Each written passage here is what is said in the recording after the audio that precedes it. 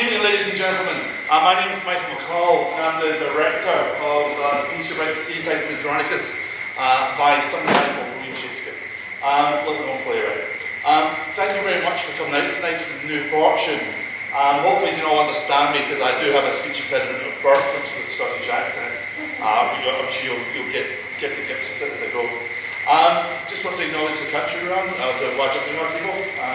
We've had storytelling going on for probably about 120,000 years, and it's great to be able to come to this land and be able to participate and tell the stories again and share them with the people of Perth and other parts of Western Australia. If you are here, and if you're not from here, why are you here?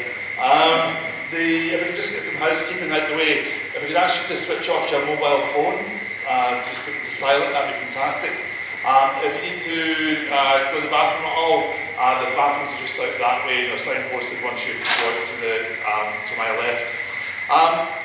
So this reading tonight is kind of a taste test of Titus and Andronicus. We've taken our own spin on it, and we've rehearsed it a couple of times in order to be able to see if things work and if they don't work. And so we think we've kind of got a nice mix tonight of quite gratuitous violence and gore, all sorts of nasty Elizabethan themes. You've probably seen the trigger warnings as you walked in the door.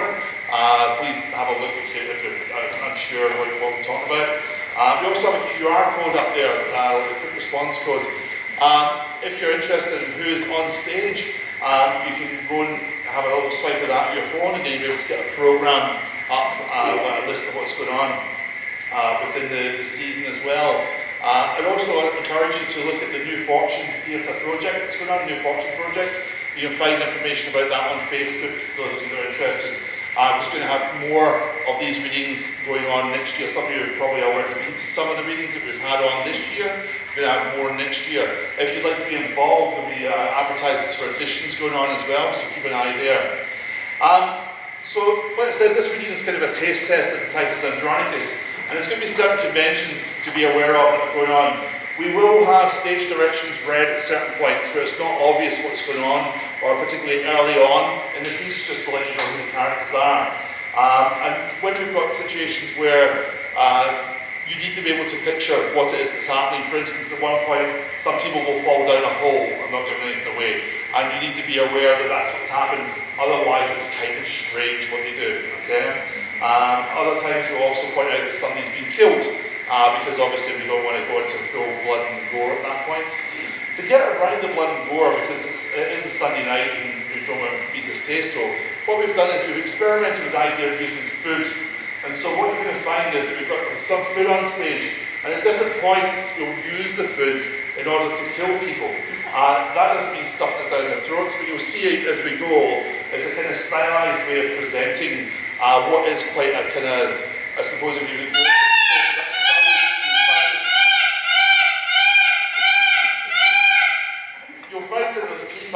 in the vicinity. They may do that during the course of the show.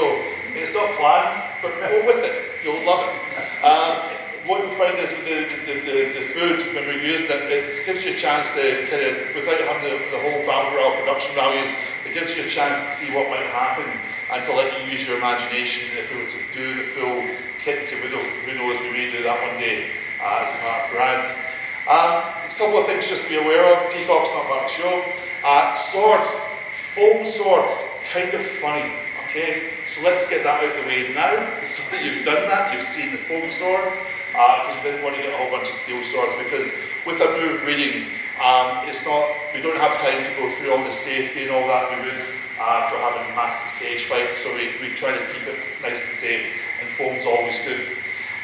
There's something to be aware of when we start. You've got two houses in ancient Rome at loggerheads with one another. One of the sons of the emperor who's just passed away is Saturninus. He kind of has a posse, and Bastianus, he has the other posse. So it kind of opens on that, so it's good just to be aware that that's what's going on. There's a vying for the throne.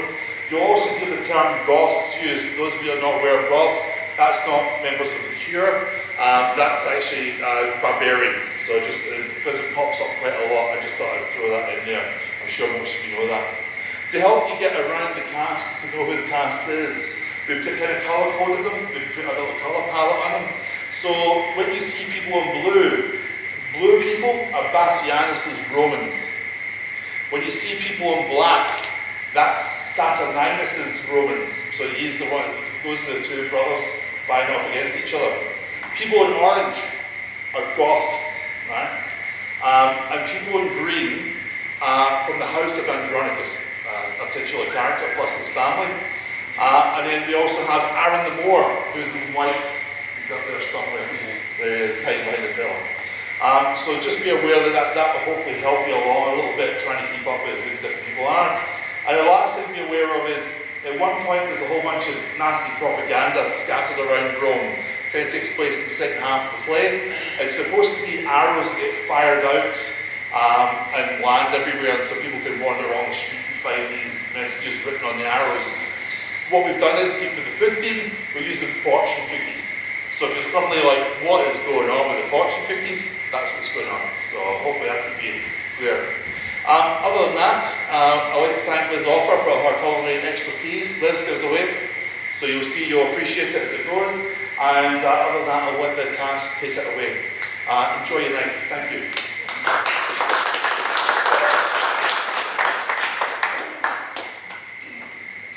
Act 1, Scene 1, Rome, before the Capitol, the tomb of the Andronicus. Enter Saturninus and his followers, and Bassianus and his followers. Noble patricians, patrons of my right, defend the justice of my cause with arms, and passionately my loving followers, please my successive title with your swords. I am his firstborn son. That was the last that wore the imperial diadem of Rome. Then let my father's honours live in me, nor wrong mine age with his indignity. Romans, friends, followers of my right, if ever Bassianus, Caesar's son, were gracious in the eyes of royal Rome, keep then this passage to the Capitol, and suffer not dishonour to approach the imperial seat, to virtue consecrate, to justice, continence, and nobility.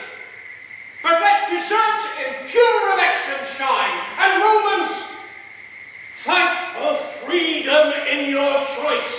Enter Marcus Andronicus with the crown. Princes, let's strive by factions and friends ambitiously for rule and empery.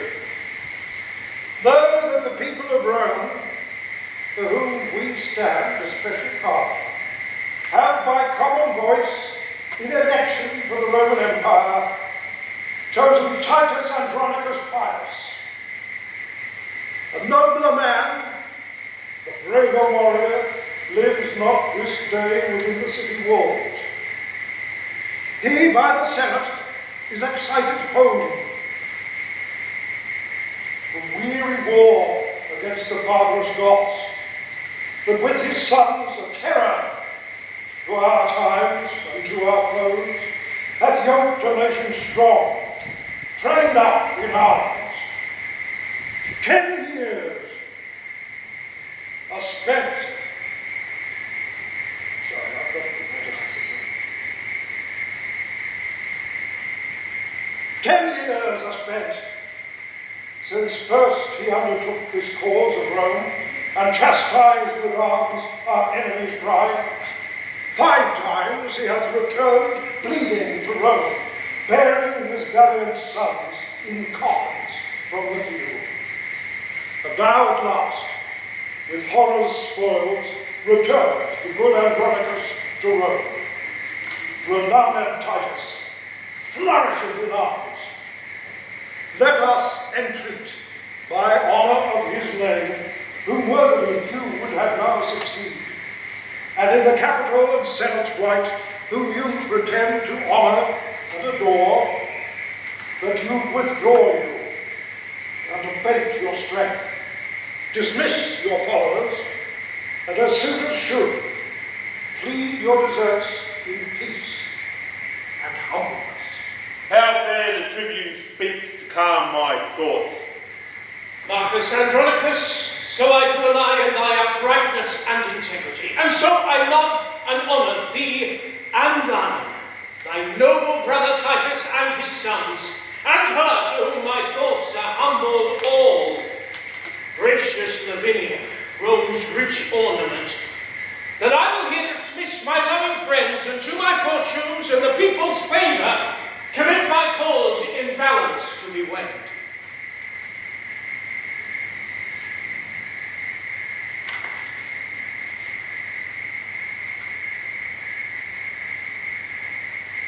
Saturninus, what say you?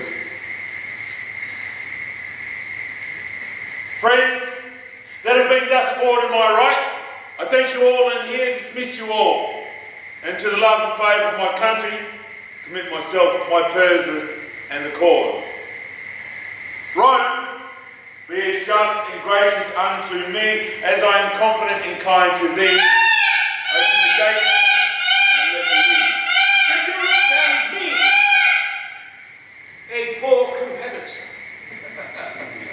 Romans, make way.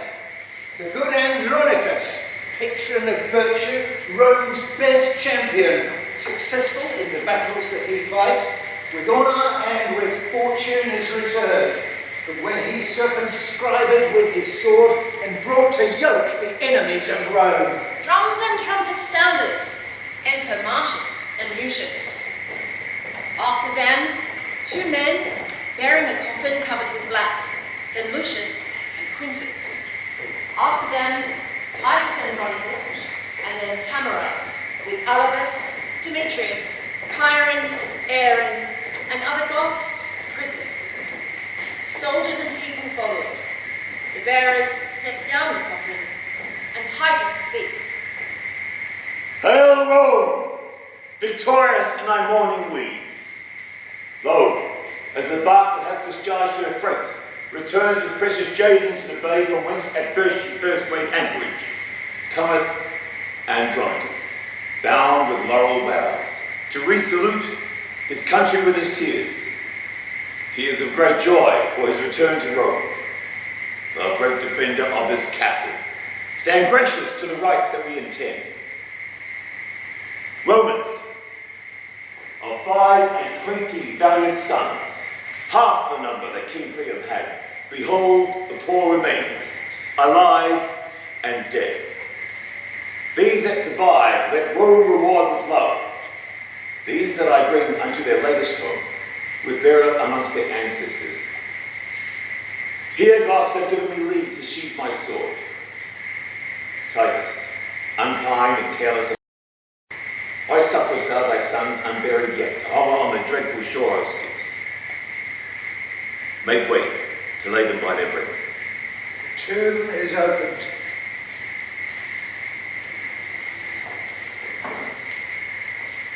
There, sleep in silence as the dead are wont, and sleep in peace, slain in your country's wars. Sacred receptacle of my joys, sweet cell of virtue and nobility. How many sons of mine hast thou in store, that thou wilt never render to me more? Give us the proudest prisoner of the Goths, that we may hew his limbs and on a pile and manastracturum sacrifice his flesh before this earthly prison of their bones, that so the shadows be not unappeased, nor we disturb it by prodigies on earth. I give him you, the noblest that survives, the eldest son of this distressed queen. No. Stay, women, brethren, gracious conqueror, victorious Titus, during the king of my dead, another king is captured for his son.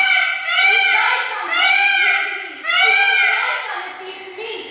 Suffice it not that we are brought to Rome to beautify thy triumphs and return, captive to thee and to thy Roman yoke, but must my sons be slaughtered in the streets, or valiant doings in their country's cause?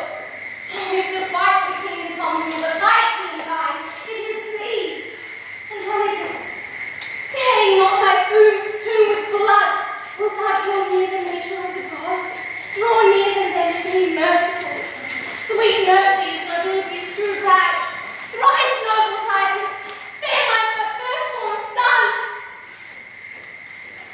Patient yourself, man, and pardon me. These are their brethren, whom you Goths beheld alive and dead. And for their brethren slain religiously, they ask a sacrifice.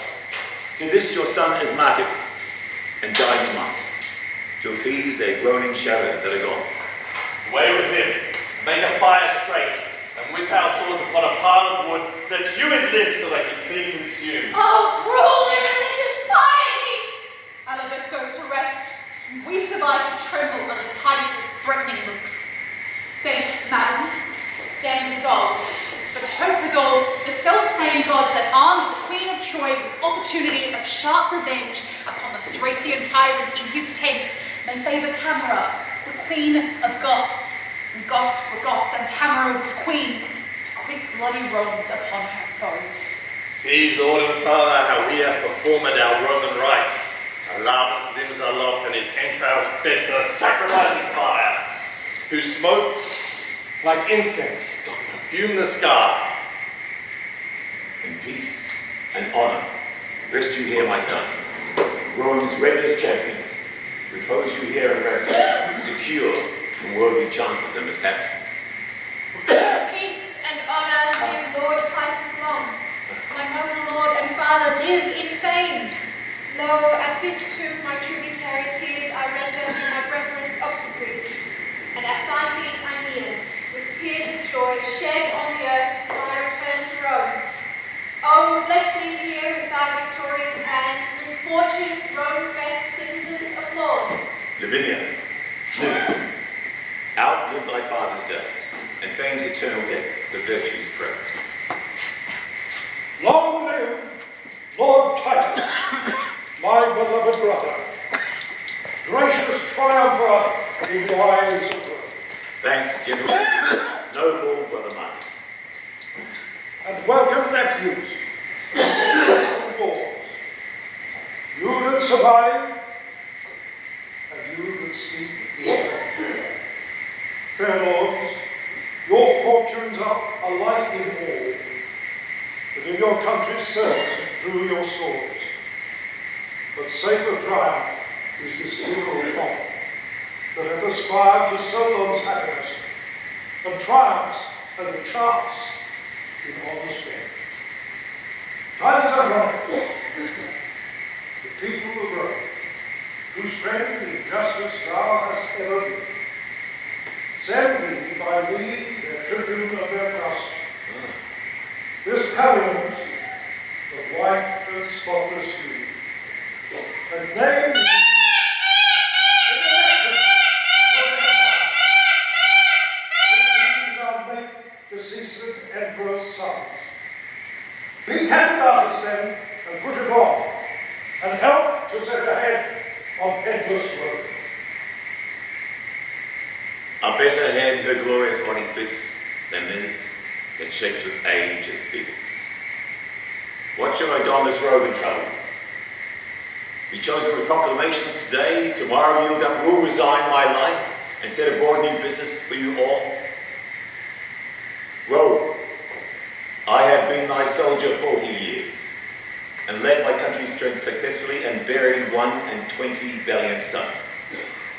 Knighted in field, slain manfully in arms, in right and service of their noble country. Give me a staff of honour for mine age, but not a sceptre to control the world. Upright he held it glorious, that held it last. Titus, thou shalt obtain and ask the emperor. Proud and ambitious tribune, canst thou tell? Patience, Prince Sadness. Romans, do me right. Patricians, draw your swords and sheath them not till Saturninus be Rome's emperor. Andronicus, would thou worship to hell rather than rob me of the people's heart? Proud Saturnine, interrupter of the good that noble-minded Titus means to thee. Content thee, Prince. I will restore thee to people's hearts and wean them from themselves. Andronicus, I do not flatter thee, but honour thee, and I will do till I die. My faction, if thou strengthen with thy friends, I will most thankful be, and thanks to men of noble minds in honourable meed. People of Rome, and people's tribunes here, I ask ask your voices and your suffrages. Will you bestow them friendly on Andronicus? To gratify the good Andronicus and gratulate his safe return to Rome, the people will accept whom he admits. Tribunes, I thank you, and this suit I make. That you create your emperor's eldest son, Lord Saturnine, whose virtues will, I hope, reflect on Rome as Titus raised on earth, and ripen justice in this commonwealth. Then, if you will elect by my advice, crown him and say, "Long live our emperor!" With voices and applause of every sort, patricians and plebeians, we create Lord Saturninus, Rome's great emperor, and say, "Long live our emperor Saturninus." Long live our emperor Saturninus! Titus Andronicus, for thy favour done to us in our election this day, I give thee thanks in part of thy deserts, and will with these requite thy gentleness, and for an onset, Titus, to advance thy name and honourable family, the bidding will I make my empress, Rome's royal mistress, mistress of my heart.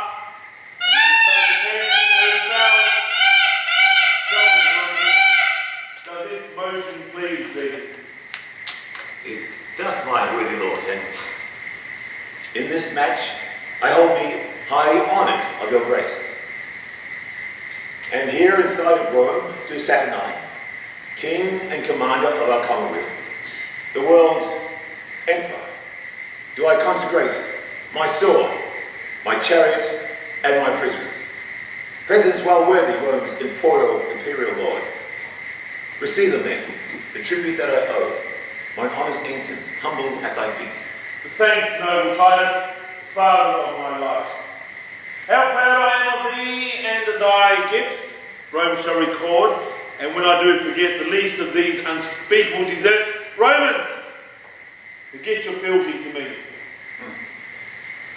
Now, madam, I'm prisoner to an emperor. To him that, for your honour and your state, will use you nobly and your followers. A goodly lady, trust me, of the hue that I will choose were I to choose anew, clear up, fair queen, that clouded countenance, though chance of war hath wrought this chance of cheer, thou comest not to be made a scorn in Rome. Princely shall be thy usage every way. Rest on my word, and let not discontent daunt all your hopes. Madam, he comforts you, can make you greater than the Queen of Goths. Lavinia, you're not displeased to this? Not I, my lord, sith true nobility warrants these words in princely courtesy. Thanks, sweet Lavinia. Romans, let us go. Ransomless here we set our prisoners free, proclaim our honours, lords, with the trump and drum. Lord Titus, by your leave, this then is mine. How, sir?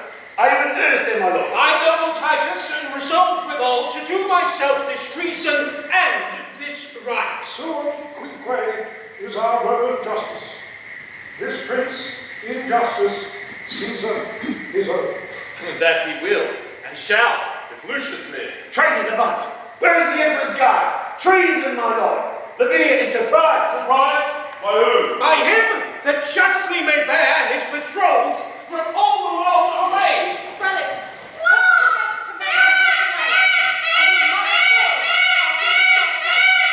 Oh, and I'll soon bring her back. my lord, you pass not here.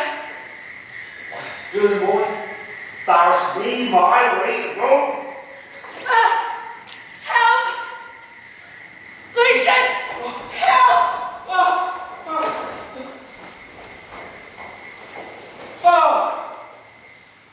Oh, my lord, you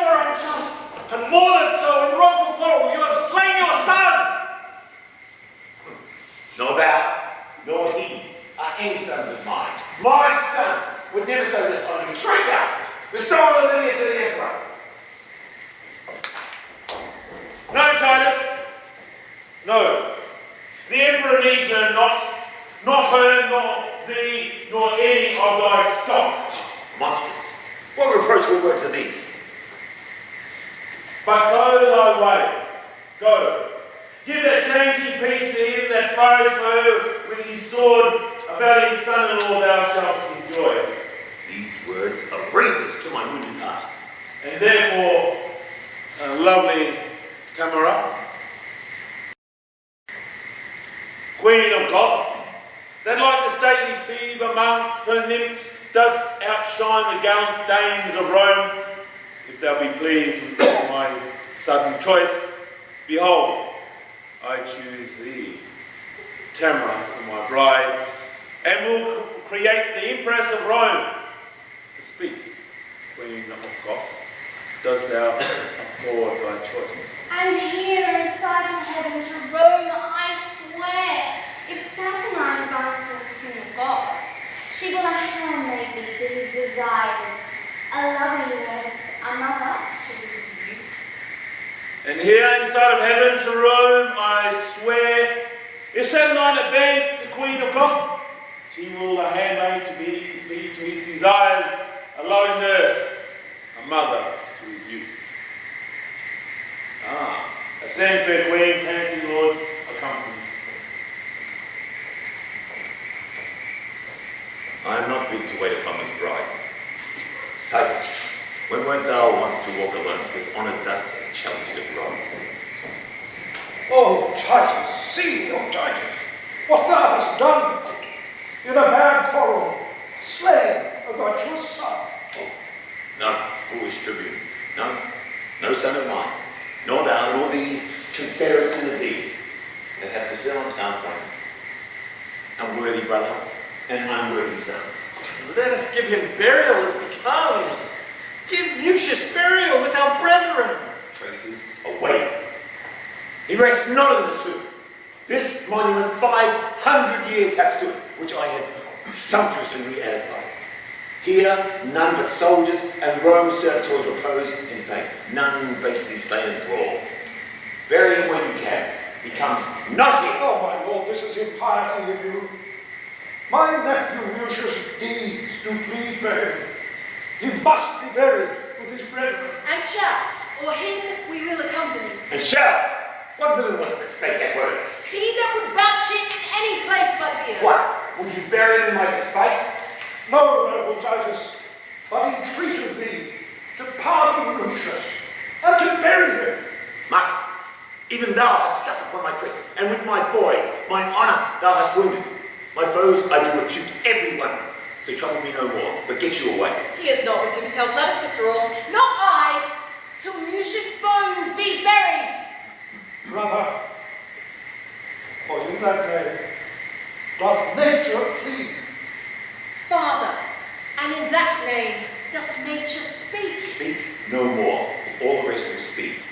Renowned Titus, more than half my soul, Dear Father, soul and substance of us all.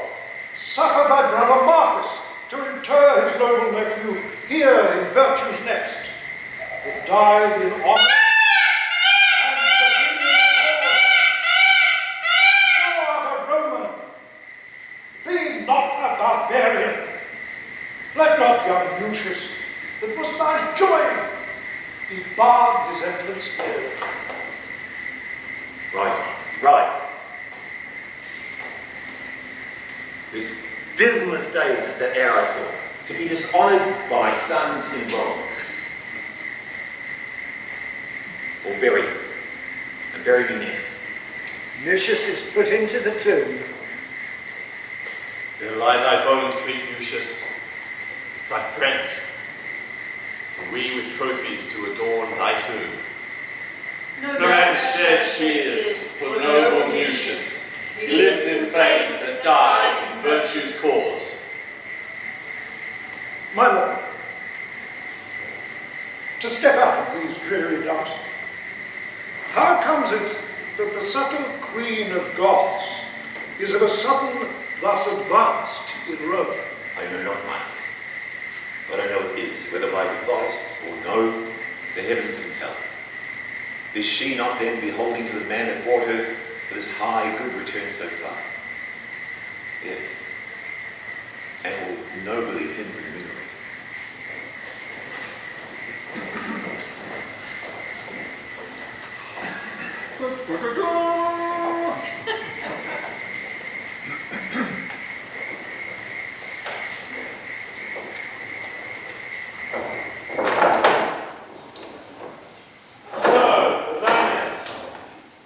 Paid your price.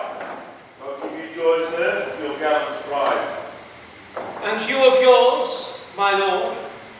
I say no more, nor wish no less. So I take my leave. Traitor, if Rome have law or we have power, thou and thy faction shall repent this rape. Rape, call you it? My lord, to seize my own, my true betrothed love, and now my wife? But let the laws of Rome determine all. Meanwhile, I am possessed of that which is mine. 'Tis good, sir. You are very short with us, but if we live, we'll be as sharp with you. My lord, what I have done as best I may, answer I must and shall do with my life. Prince Basinius, leave to do my deeds. 'Tis thou and those that have dishonoured me, Rome and the righteous heavens be my judge. How I have loved and honoured Saturn. My worthy lord, if ever tomorrow were gracious in those princely eyes of thine, then hear me speak indifferently for all. And at my suit, sweet, pardon what is past. What, madam? Be dishonoured openly and basely put up without revenge? Not so, my lord. The gods of Rome forfend I should be author to dishonour you. But on mine honour dare I undertake for good Lord Titus' innocence in all, whose fury not dissembled speaks his griefs, then at my suit look graciously on him, who's not so noble a friend on vain suppose, nor with sour looks afflict his gentle heart. Be one at last, dissemble all your griefs and discontents. You are but newly planted people of Rome. Lest then the people, and patricians too, upon a just survey take Titus' part, and so supplicate for ingratitude, which Rome reputes to be a heinous sin, yield at entreats, and then let me alone. I'll find a day to massacre them all, and raise their faction and their family, the cruel father and his treacherous sons, to whom I and let them know what faithless queens yield in the streets and beg for grace in vain. Come, sweet Emperor, come, Andronicus, take up this good old man, and cheer the heart that dies in Callisto fire, and return. Arise, Titus. My empress hath prevailed. I thank your majesty, and her, my lord. These words, these looks, infuse new life in me. Titus, I am incorporate in Rome, a Roman now happily adopted, and must advise the emperor for his good. This day all quarrels die, Andronicus, and let it be mine honour, good my lord, that I have reconciled your friends and you. For you, Prince Bassianus, I have passed my word and promised to the emperor that you will be more mild and tractable, and fear not more. And you, Lavinia, by my advice, all humbled on your knees, you shall ask pardon of his majesty.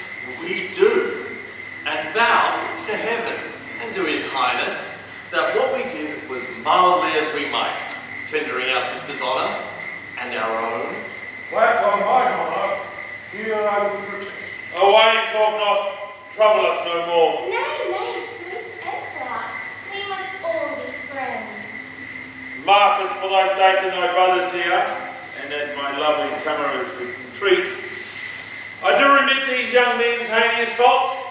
Lavinia, though you left me like a churl, I found a friend. And sure as death I swore I would not put apart a bachelor from the priest. Come, if the Emperor's court can feast 2 brides, you're my guest, Lavinia, and your friends. This day shall be a love day. Am I right? Tomorrow, and it please your majesty to hunt the panther and the hartlepoot with horn and hound. We'll give you a grace bonjour. Be it so, Titus. For mercy too.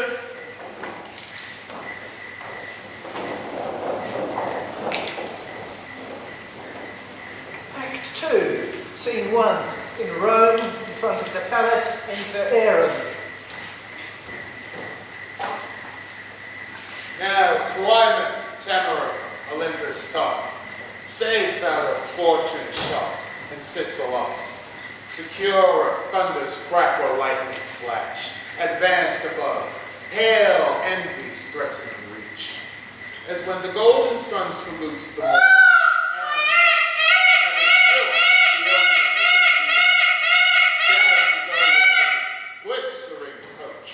and overlooks the highest peering hills, I will be right, and shine pearl and gold, to wait upon this new made empress. To wait, said I. Hello? What storm is this? Thy years, what wit, thy big one says, and manners, to the true where I am graced and made. For all thou knowest, affected thee. Demetrius, thou dost overweed it all, and so in this, to bear me down with praise. 'Tis not the difference of a year or two makes me less gracious or thee more fortunate. I am as able and as fit as thou to serve and to deserve my mistress's grace, and that my sword from thee shall approve and plead my passions for Lavinia's love. My boy, although our mother unadvised gave you dancing rapier by your side, are you so desperate, Rome, to threaten your friends? Go to, have the lady glued within your sheep till you better know how to handle it. Oh, meanwhile, sir, with the little skill I have full well shalt thou perceive how much I dare. I would grow ye so brave. Why, how now, lords? So near the emperor's palace, dare you draw and maintain such a quarrel openly? For shame! Put up! Till I sheathed my rapier in his bosom and will thrust these reproachful speeches down his throat that he had breathed in my dishonor ear. Oh, for that I am prepared and full resolved. Foul-spoken coward that thunderest with thy tongue, and with thy weapon nothing darest before. Away, I say! Now, by the gods that war, this petty rabble will undo us all. Why? Why, lords, and think, you know how dangerous it is to jest upon a prince's right? What is Lavinia then become so loose, or Bassianus so degenerate, that for her love such quarrels may be broached without controlment, justice, or revenge? Now, lords, beware! And should the empress know this is Scold's ground, the music would not please. I care not. I knew she in all the world. I love Lavinia more than all the world. Catholic, learn thou to make some meaner choice. Lavinia is my elder brother's hope. I tell you, lords, you do but plot your death by this device. Aaron, 1,000 deaths would I propose to achieve her whom I love. To achieve her, how? Why make it sound so strange? She is a woman, therefore may be wooed. She is a woman, therefore may be won. She is Lavinia, therefore must be loved. Aye, and as good a second-hand as may. Then why should he despair that most are courted with words, fair looks, and liberality? Why then? It seems some certain snatch or so would serve your turns. I, so the turn was served. Aaron now, Titus. Would you have hit it too? Then should not we be tired with this ado? Why? Hark ye. And are you such fools to swear for this? Would it offend you then, that both should see? Faith, not me. Not me, so I will what? For shame. Be friends and join for that you job. 'Tis policy and stratagem must do, that you affect, and so must you resolve. That's what you cannot, as you would achieve. You must perforce accomplish as you may. Must we pursue? And I have found the path. My lords, so hunting is at hand. There will the lovely Roman ladies troop. The forest walks are wide and spacious, and many unfrequented plots there are, fitted by kind for rape and villainy. Single you thither in this dainty dove, and strike her home by force, if not by words. Listen, or not at all. Stand you and hope. Come, O Empress, with her sacred wit civility, and vengeance consecrate. Will we acquaint with all that we intend? The woods are ruthless, dreadful, death and dull. There speak and strike, brave boys, and take your turns. There serve your lust, shadow from heaven's eye, and revel in Lavinia's treasure. Scene 2, a forest near Rome. Horns and cry of hounds are heard. Enter Titus and friends. I have been troubled in my sleep this night, but dawning day, new comfort happens by. Many good morrows to your majesty, madam, and to you as many and as good. I promise your grace a hunter's field. And everyone lastly, my lord, is somewhat too early for new married ladies. Lavinia, how say you? I say no. I have been brought away 2 hours and more. Come on then, horse and chariots, let us have an to our sport. Madam, now shall you see our Roman hunting. I have dogs, my lord, will rouse the proudest panther in the chase and climb the highest promontory top. And I, of course, will follow where the game makes way and run like swallows over the plain. Chiron, we hunt not we, with horse nor hound, but hope to pluck a dainty doe to the ground.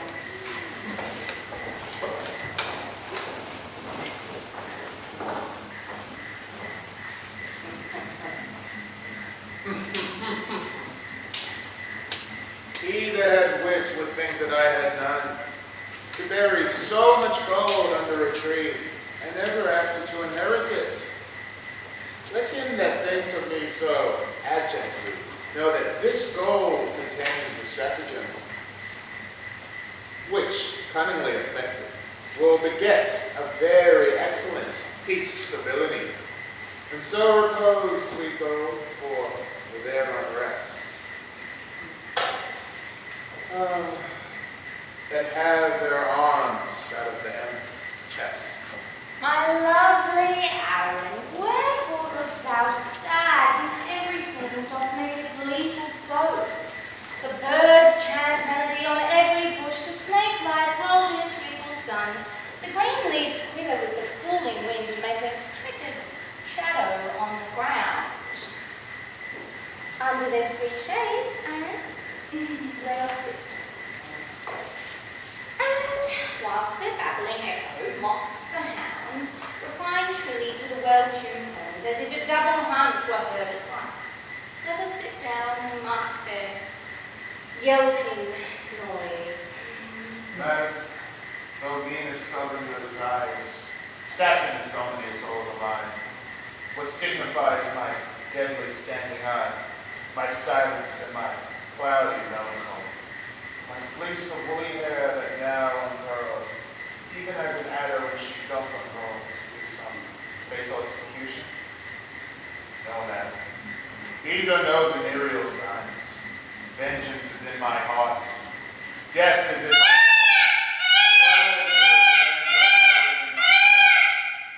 heart tomorrow, empress of my soul, which never hopes more heaven and grace than me. This is the day of doom for Bastianus. His Philomel must lose her tongue today. Thy sons make pillage of her chastity and wash their hands in Bastianus' blood. Seest thou this letter? Take it up. I pray thee, and give the king this fatal plotted scroll. Now, question me no more. We are espied. Here comes a parcel for our hopeful booty, which dreads not yet their lives' destruction. Oh, my sweet more, sweeter to me than life. No more, great empress. Bassianus comes. Be cross with him. Now go fetch thy sons, to back thy quarrels, whatsoever they be.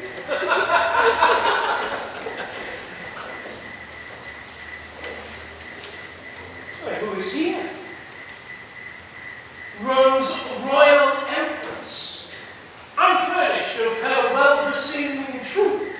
Under your patience, gentle empress, 'tis thought you have a goodly gift in horny, and to be doubted that your more and you are singled forth to try experiments. Jove shield your husband from his hounds today. 'Tis pity they should take him for a stag. Believe me, Queen, your small Cimmerian does make your honor of his body to you spotted, detested, and abominable. Why are you sequestered from all your train, dismounted from your snow-white goodly steed, and wandered hither to an obscure plot, accompanied but with a barbarous Moor, if foul desire had not conducted you? The king, my brother, shall have note of this. Aye, for these slips have made him noted long. Good king, to be so mightily abused. Why have I patience to endure all this? How now, dear sovereign and outrageous mother? Why doth your highness look so pale and wan? Have I not reason, think you, to look pale? These two have ticed me hither to this place. A barren, detested vale, you see it is. The trees, though some are yet forlorn and lean, overcome with moss and baleful mistletoe. Here never shines the sun, here nothing breathes. And then they called me foul adulteress, lascivious Goth, and all the bitterest terms that ever ear did hear to such effect. And had you not by wondrous fortune come this vengeance on me, had they executed, revenge it as you love your mother's life, or be it not henceforth called my children. This is a witness that I am thy son. And this for me, struck home to show my strength.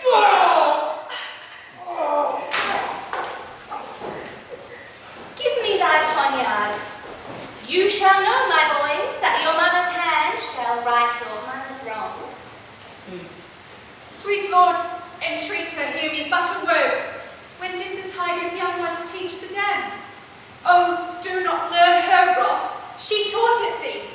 The milk thou suck'st from her did turn to marble. Even at thy teeth thou hadst thy tyranny. Yet every mother breeds not sons alike. Do thou entreat her, show a woman pity. What, wouldst thou have me prove myself a bastard? 'Tis true, the raven doth not hatch a lie. Yet I have heard, oh, could I find it now, the lion moved with pity did endure to have his princely paws pared all away. Some say that ravens foster forlorn children, the whilst their own birds vanish in their nests. Oh, be to me, though thy hard heart say no, nothing so kind, but something pitiful. I know not what it means. Away with her. Oh, let me teach thee. For my father's sake, that gave thee life, when well he might have slain thee, be not obdurate, open thy deaf ears. Hadst thou in person never offended me, even for his sake am I pitiless. Remember, boys, I poured forth tears in vain to save your brother from the sacrifice, but fierce Andronicus would not relent.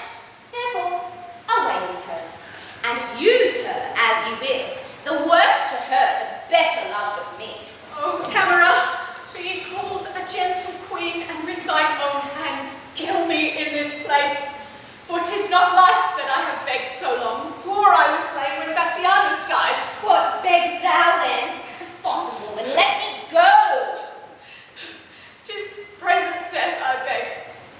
And one thing more, that womanhood denies my tongue to tell. Oh, keep me from their worse than killing lust, and tumble me into some low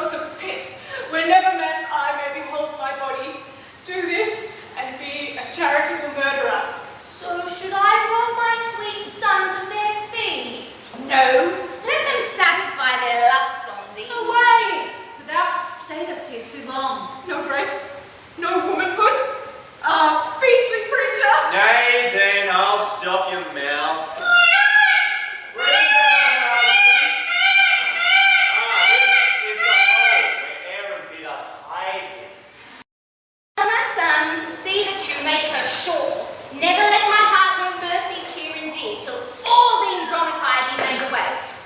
Now will I hence my lovely moor, and let my sleepful sons this trowel deflower. Come on, my lords, the better foot before. Straight will I bring you to the loathsome pit, where I spy the panther fast asleep.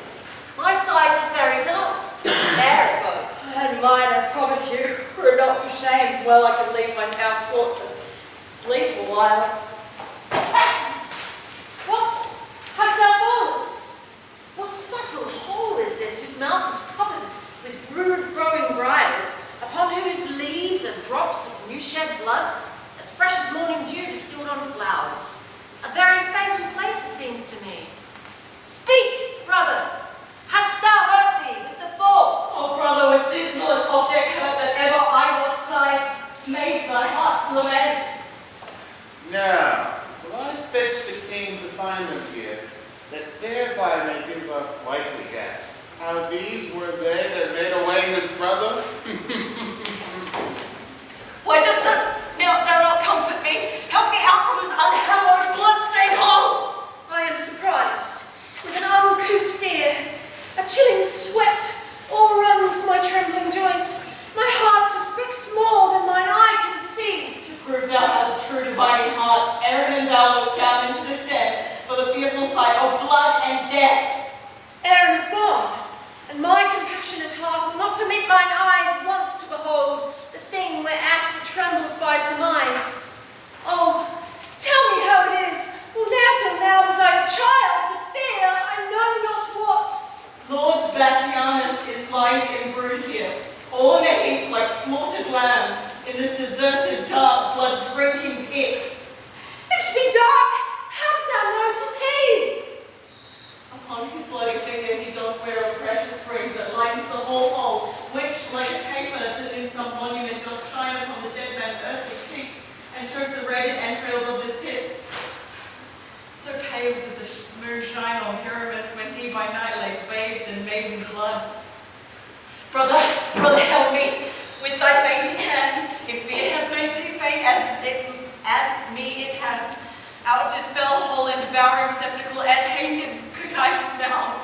Reach me thy hand, that I may help thee out. Nor I no strength to climb without thee help.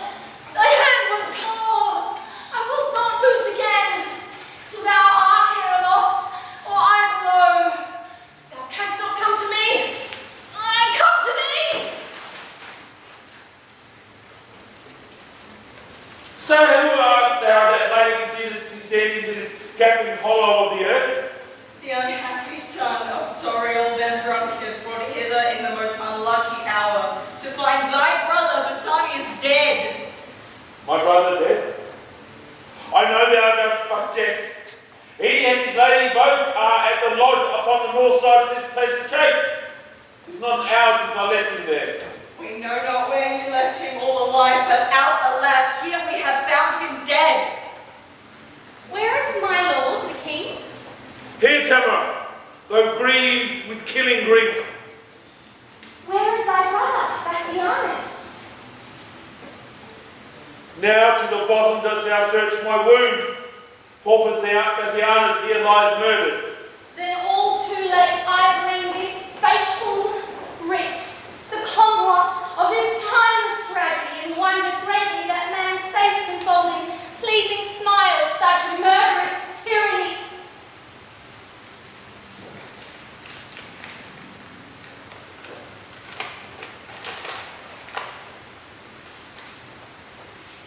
And if we miss to meet him handsomely, sweet huntsman, Bassianus till we meet, do thou so much as dig a grave for him. Thou knowest our meaning. Look for thy reward among the nettles at the elder tree, which ever overshadows the mouth of that same pit, where we decreed to bury Bassianus. Do this, and purchase us thy lasting friends. Oh, Tamara, was ever heard the like? This is the pit, and this the elder tree. Look, sir, if you can find the huntsman out, they should have murdered Bassianus here.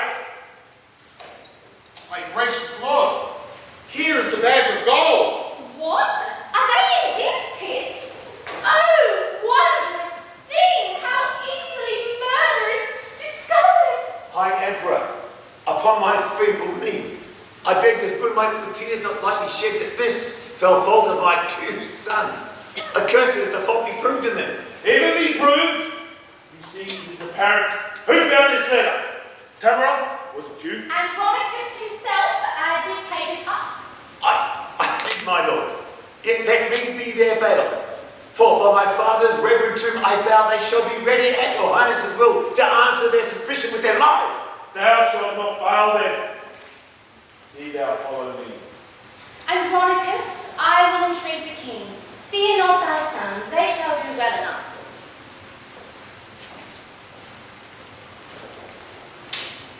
Come, Lucius, come. Stay not to talk with their heart. Scene 4, another part of the forest, into Demetrius and Chiron with Lavinia ravished, her hands cut off and her tongue cut out.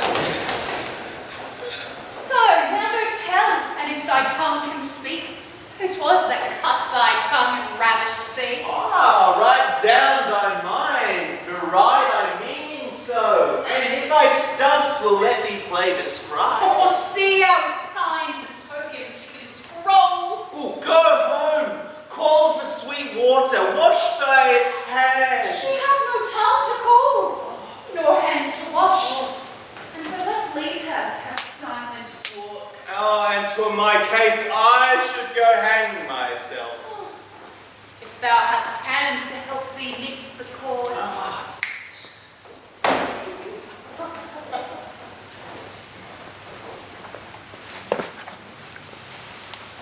Oh, who is this? My niece that flies away so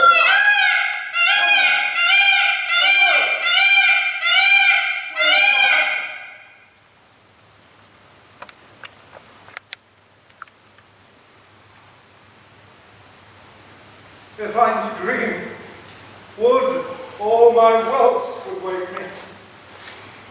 If I can wake, some planet strike me down, that I may slumber in eternal sleep. Speak, gentle niece.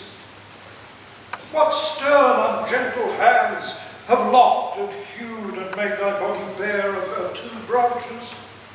Those sweet ornaments whose circling shadows kings have sought to sleep in, and might not gain so great a happiness as have thy love. Why dost not speak to me? Alas!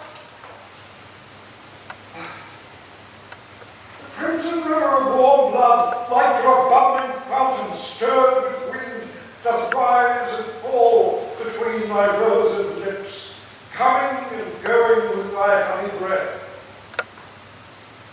But sure, some Tereus hath deflowered thee, and lest thou shouldst detect him, cut thy tongue. Thou turnest away thy face with shame. And notwithstanding all this loss of blood as from a conduit with three issuing spouts, yet thy cheeks were red as Titan's face, blushing to be encountered with a cloud. Can I speak for thee? Can I say 'tis so? Oh, that I knew thy heart, and knew the beast, that I might rail at him to ease my mind. Sorrow concealed, like an oven stopped, doth burn the heart to cinders where it is. Fair Philomela, she but lost her tongue, and in a tedious sampler sowed the mine. But lovely niece, that mean is cut from thee, a craftier Tereus cousin hast thou met, and he hath cut those pretty fingers off, that could have better sewed than Philomela. Oh, had the monster seen those lily hands tremble like aspen leaves upon a lute, and make the silken strings delight to kiss them, he would not then have touched them for his life. Or had he heard the heavenly harmony which the sweet tongue hath made, he would have dropped his knife and fell asleep, as Cerberus of the Thracian poets did. Come, go, and make thy father blind. For such a sight will blind the father's eye. 1 hour's storm will drown the fragrant bees. What will hold months of tears thy father's eye? But do not draw back, for we will mourn with thee. Oh, could our mourning ease thy misery?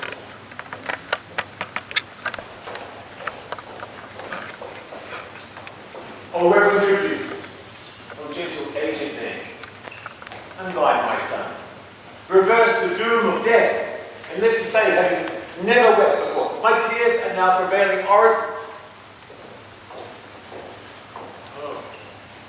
Oh, Father, you lament in vain. Tribunes hear you not. No man is by. You recount your sorrows to a stone.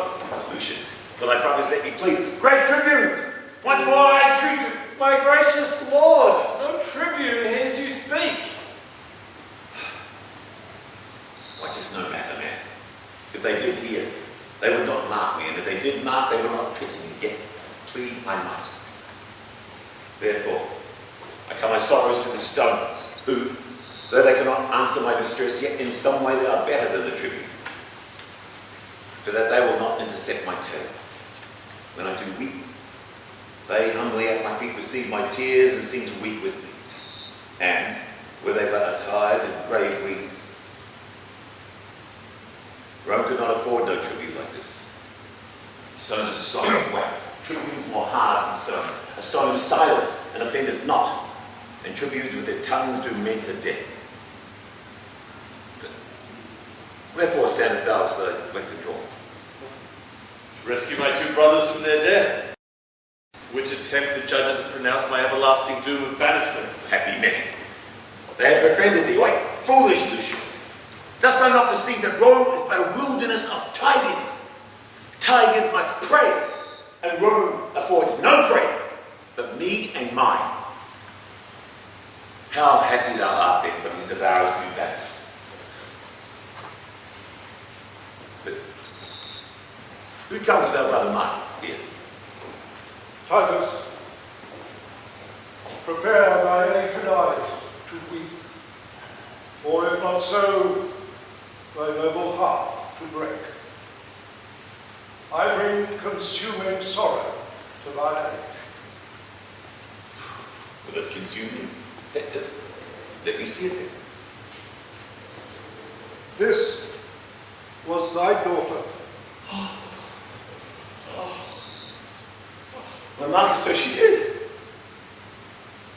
Speak, Lavinia. What a cursed hand hath made thee handless to thy father's son. What fool hath added water to the sea, or brought a faggot to the bright burning Troy? My grief was at a tight before he came to the now like mothers. Did this stand his back? Give me your sword! I'll chop off my hands through. For they have fought for Rome, and all is in vain. And they have nursed this woe, in feeding life. In fruitless prayer have they been held up, and they have served me to effectless use. Then now all the service I require of them is that one will help me cut the other. Swallow it, that thou hast no hand. For hand to do Roman service are but vain. Speak, gentle sister. Who hath fathered thee? Oh, that delightful engine of her thoughts that blabbed them with such pleasing eloquence is torn from forth that particular cave, where like a sweet melodious bird it sung sweet varied notes, enchanting every ear. Oh, say down for her.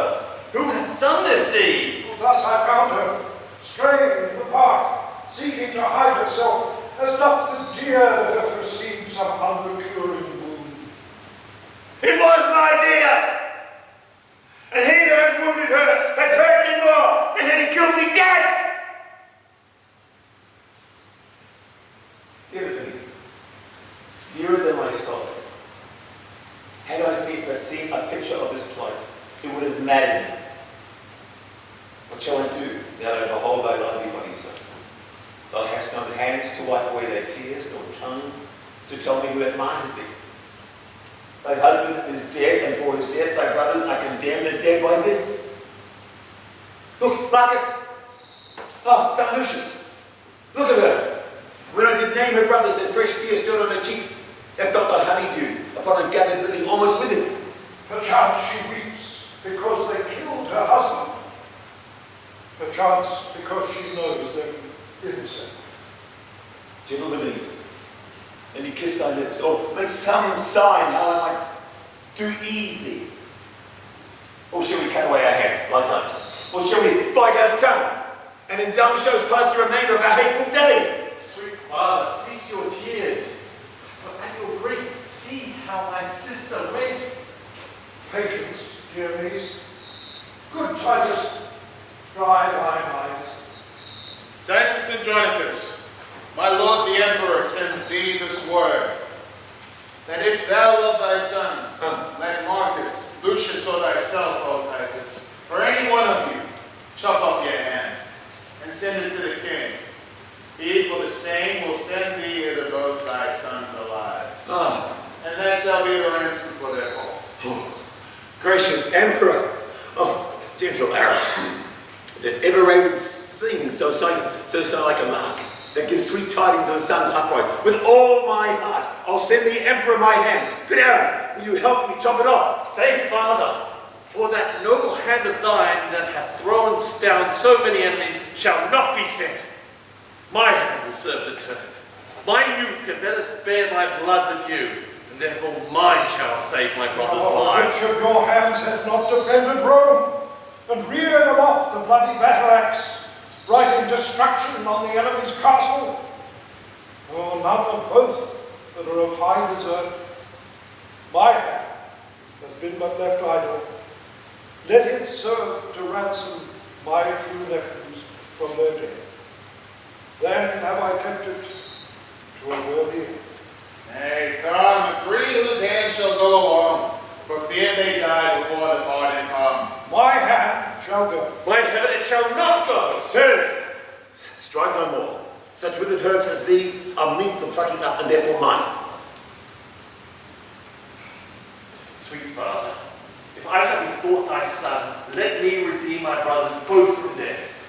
And for our father's sake and mother's care, now let me show a brother's love to thee. Agree between you. I will spare my hand. Then I'll go fetch an axe. And I will use the axe. Come hither, Aaron. I'll deceive them both. Lay me thy hand, and I will give you mine. If that be full of deceit, I will be honest, and never whilst I live deceive men so, but I'll deceive you in another sort. And then you'll say, here hath an hour passed. Cuts off Titus's hand.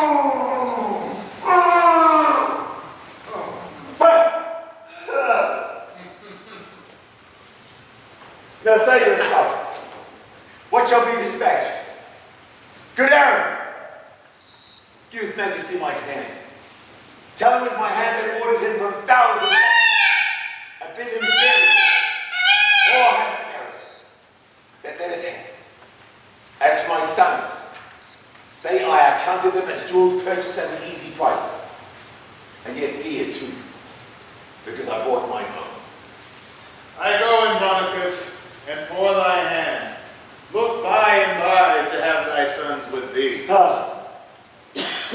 Their heads, I mean. Oh, how this villainy doth fat me with the very thoughts of it. Let fools do good and fair men call for grace. And Aaron will have his soul black like his face. What? Without any women?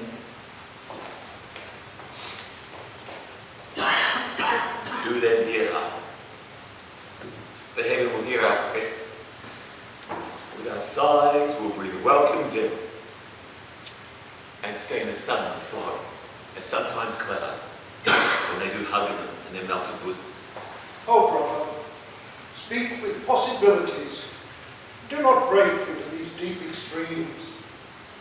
Is not my sorrow deep, having no bottom? then be my passions bottomless with. But yet let reason govern thy lament. If there were reasons for these miseries, then into limits I would bind my works. But heaven doth weep, doth not the earth overflow. Enter a messenger with 2 heads and a hand. Worthy Andronicus, ill art thou repaid for that good hand thou sent'st the emperor. Here are the heads of thy 2 noble sons, Oh! and here's thy hand in scorn. Oh! Thy griefs their sports, thy resolution mocked, that woe is me to think upon thy woes more than remembrance of my father's death. Now let hot Etna cool in Sicily, and be my heart an ever-burning hell. These miseries are more than may be borne. To weep with them that weep doth ease some deal, but sorrow flouted at is double death.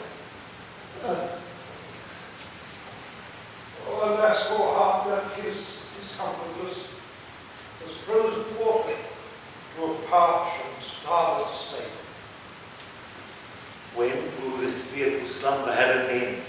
Now no more will I control thy griefs. Ah. Now is the time to storm. Why art thou still? Why dost thou laugh? It fits not with this hour. Why, I have not another tear to shed. Besides, this sorrow is an enemy, and will usurp them upon my watery eyes and make them blind with tributary tears. Then which way shall I find revenge's cave? For these 2 heads to speak to me, and threaten that I shall never come to bliss till all these mischiefs shall be returned again, even in their throats that have committed them. Come, let me see what task I have to do. You heavy people circle about me, that I might turn to each one of you and swear unto my soul to right your wrongs. The vow is made. Come, brother. Take a hand. And with this hand, the other I will bear. Lavinia, thou shalt be employed. I'll be silent. Bear thou my hand, sweet wench, between thy teeth. As for thee, boy, get thee from my sight. Thou art an exile, and thou must not stay. Hide for the Goths, and raise an army there. And if you love me as I think you do, let's kiss. We have much to do.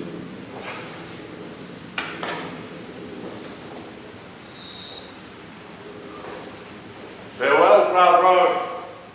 Till Lucius come again, he leaves his pledges dearer than his life. Oh, would thou wert as thou to war hast been. Now will I to the Goths, and raise a power, to be revenged on Rome and Saturnine. That's the end of Act 3, and we'll have a 15-minute breather to wash off the blood. There's a gentleman's convenience out there and round to the right, and the ladies is in the same spot next door up.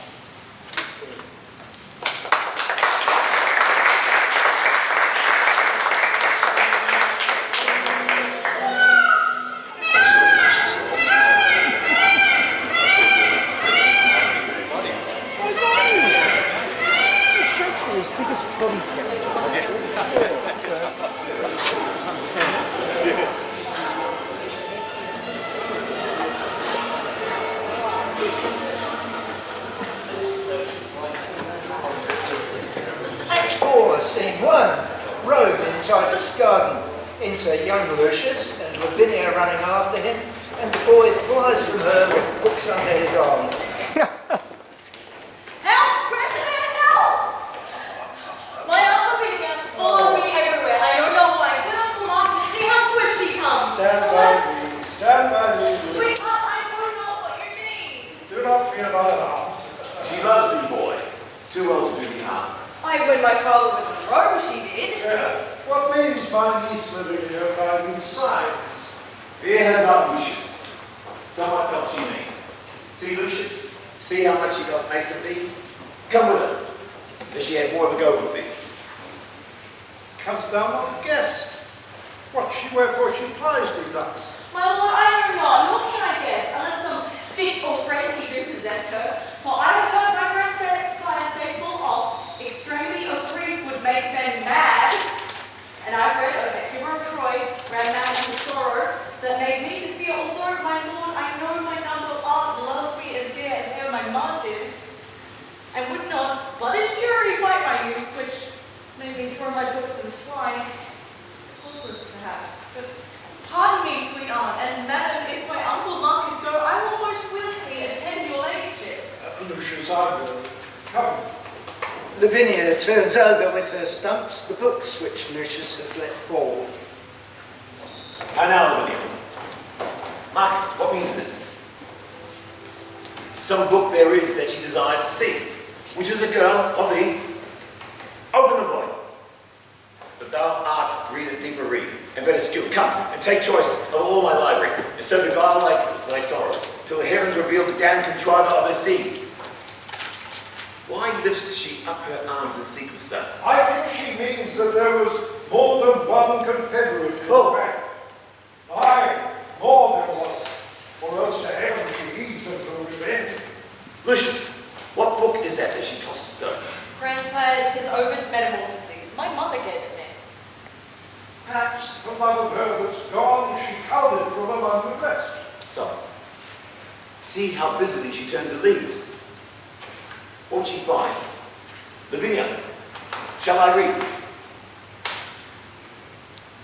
This is a tragic tale of Philemon, and the terrorist treason and his rape. And rape, I fear, is root of thine annoy. See, brother, see, note how she quotes the Lavinia, wert thou thus surprised, sweet girl? Ravaged and wronged as Philomena was, forced in the ruthless, vast, and gloomy wood. See! Aye, such a place there is, where we did hunt. Yes. Had we never hunted there, patterned by that, the poet here describes by nature made for murders and for rapes. Oh, why should nature build so foul a den unless the gods delight in tragedy? Give signs, sweet girl, for here are none but friends. What Roman lord was it does this deed? And slunk not Saint Nine, as Tarquin learns, that left the camp to sin in Lucretia's bed. Sit down, sweet niece. Brother, sit down with me. Apollo, Paris, Jove, or Mercury, inspire me that I may this treason find. My lord, look here. Look here, Lavinia. This sandy plot is plain. Guide, if thou canst, this after me, when I have writ my name, without the help of any hand at all.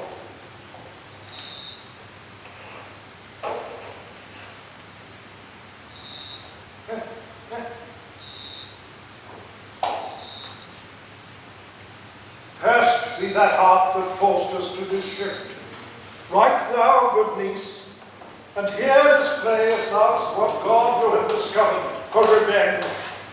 Heaven guide thy pen to print thy sorrow's plague, that we may know the traitors and the truth.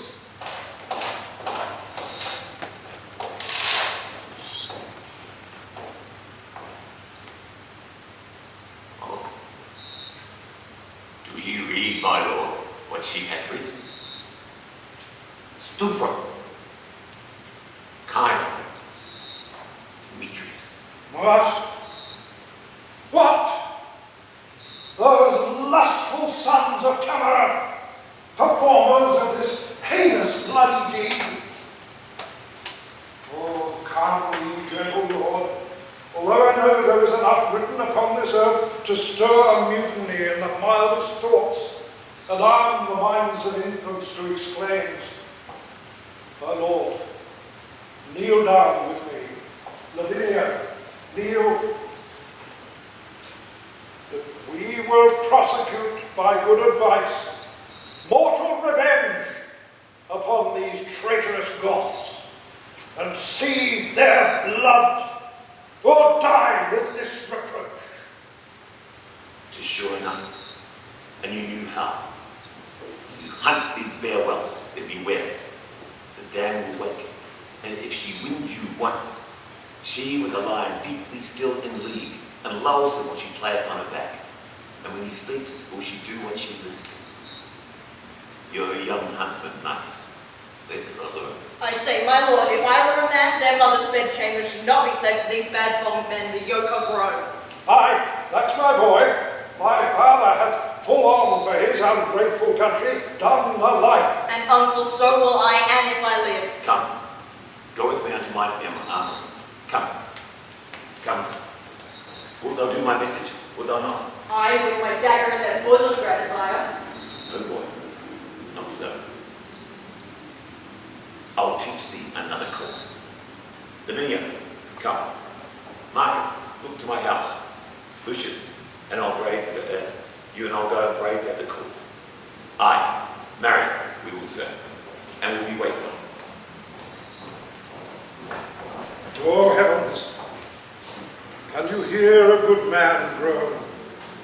Not relent, or not compassion him.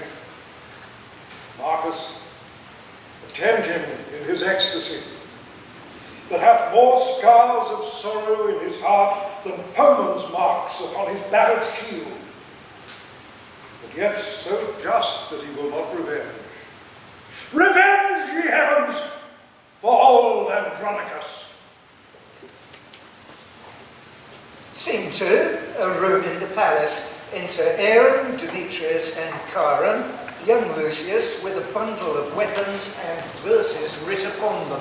Demetrius, here's the son of Lucius. He hath some message to deliver us. Aye, some mad message from his mad grandfather. My lords, with all humbleness I greet your honours from Andronicus, and pray the Roman gods confound you both. Gramercy, lovely Lucius. What's the news? That you are both deciphered, that's the news, for villains marked with rape. May it please you, my grandsire, well advised, hath sent me the goodliest weapons of his armoury, to gratify your honourable youth, and so the hopes of Rome, for he bade me say, and so I do, with his gifts present. Your lordships, that wherever you have need, you may be armed and appointed well. And so I leave you both, like bloody villains. What's this? A scroll written round about. Let's see.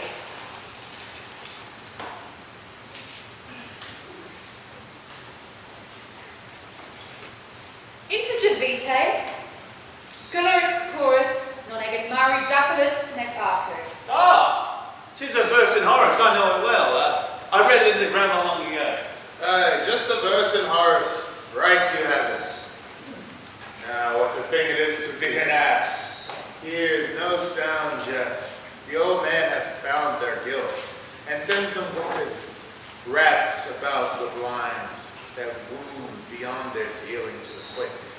But were our witty empress well afoot, she would applaud Andronicus' conceit, but let her rest in her unrest a while. And now, young lords, was not a happy star led us to Rome? Strangers and more than so, captives, to be advanced to this height, did me good. Before the palace gate to brave the tribute in his brother's hearing. Oh, but me more good. To see so great a lord basely insinuate and send us gifts. Had he not reason, Lord Demetrius? Did you not use his daughter very friendly? I would. We had 1,000 Roman dames and such a babe I turned to serve our lusts. A charitable wish and full of love. Here likes what your mother thought to say, amen. And that she for 20,000 more. Come, let us go and pray to all the gods for our beloved mother in her pangs.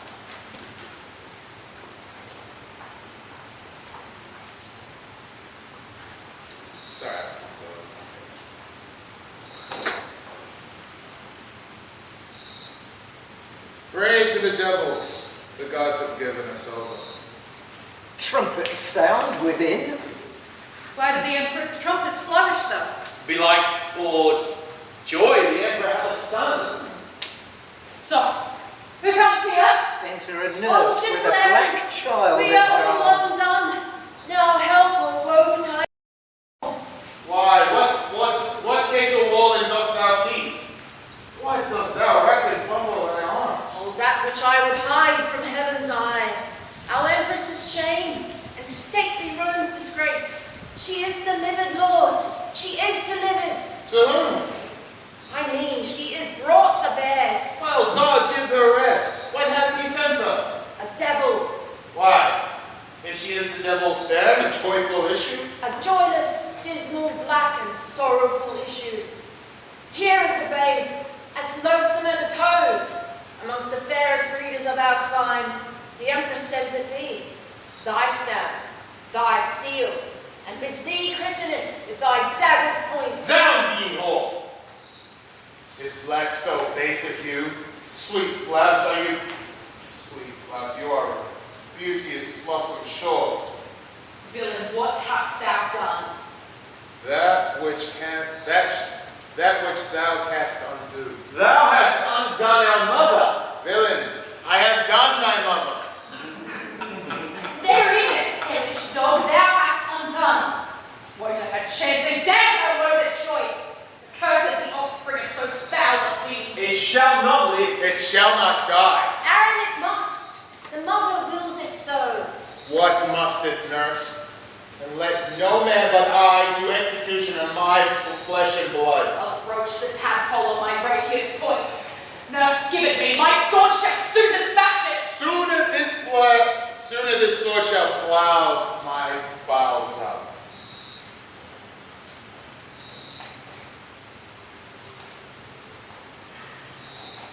Stay, murderous villains. Will you kill your brother? Now by the burning tapers of the sky, that shone so brightly when this boy was got, he dies upon my scimitar sharp point that touches my firstborn son and heir. Cold blood, better than another hue, and that it scorns to bear another hue. For all the water in the ocean could never turn this one's black legs to white, although she laid them hourly in the flood. Tell the Empress from me, I am of age to keep mine own. Excuse it how she can. Wilt thou betray thy noble mistress thus? My mistress is my mistress. This myself. By this our mother is forever shamed. Rome will despise her for this foul escape.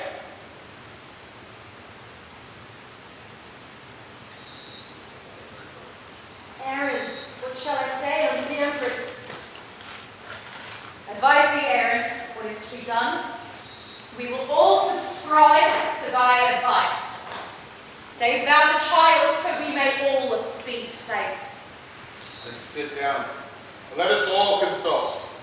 My son and I will have the window keep there. Now, talk at pleasure of your safety. How many women saw this child of his? Why so great lords? When we join in league, I am the lamb. But if you brave the moor, the chafe boar, the mountain lioness, the ocean swells, not so as arid storms. But say again, how many saw the child? Cornelia, the midwife, and myself, and no one else but the good women. The Empress, the midwife, and yourself. Two may keep counsel when the third's away. Go to the Empress. Tell her I said this.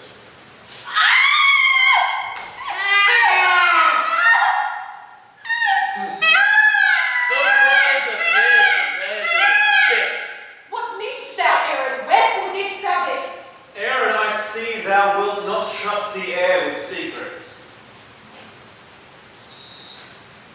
For this care of Tamara, herself and hers are highly bound to thee.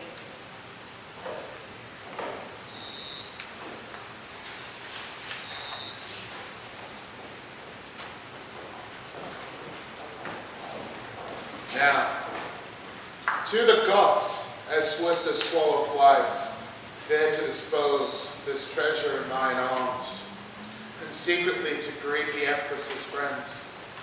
Come on, you thick-lipped slave. I'll bear you hence, and bring you up to be a warrior.